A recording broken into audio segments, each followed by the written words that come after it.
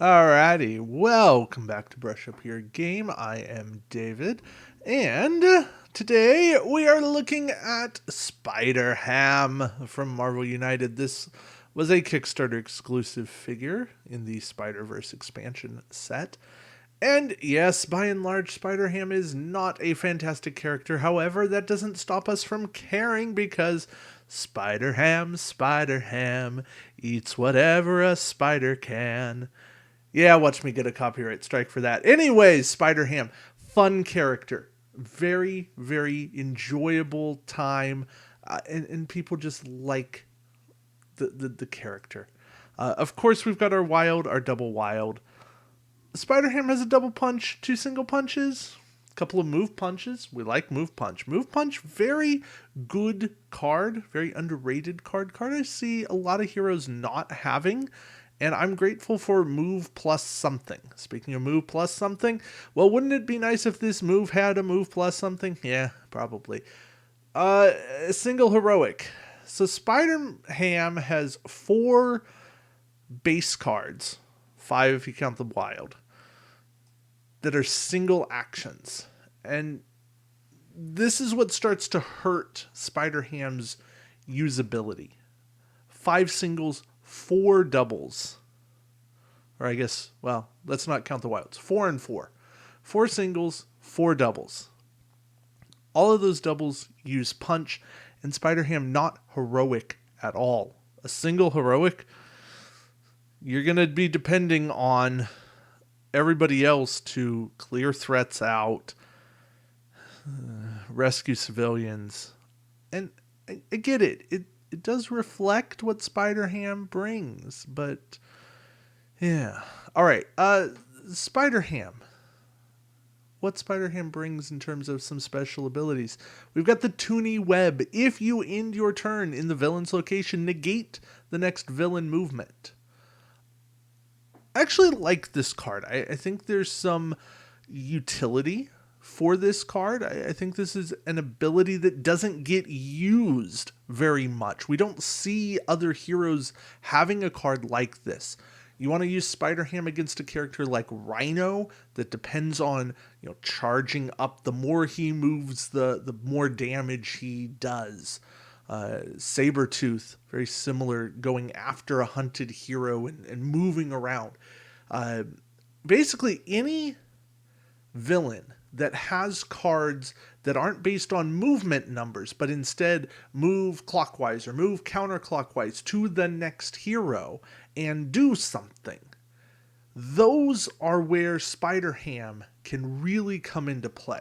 Now, Spider Ham will be at risk for some villains, like Death, where Death does damage to the character in his location based on an effect. So Spider Ham wouldn't be the target for that unless you game it further with a character that says if you take damage, then or if you would take damage, then don't take any damage until your next turn. That sort of ability. If you can combo these things where where the villain's going to be, and thus you're really making use of it, I think there is some play. All right. Toonie Weapon. A punch on the bottom. Okay. Punch in any location. This can be a very powerful late game card. Right? The villain's 3 spots away, even 2 spots away. You can't get there no matter what. But you can do a punch in any location. You can do that damage from across the board. That's going to help. You still get to be a team player, and you're setting up the next player with a punch. I think that this is a very useful card. Do other heroes do it better? Yes, of course. Storm does it better. But it's still a playable card, and it's something where Spider Ham has some play to him, and where you go, okay, I can see it.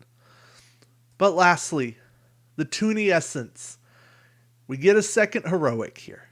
And until the beginning of your next turn, you cannot be forced to discard your last card. All right, let's stay alive. Now, this is not an amazing ability.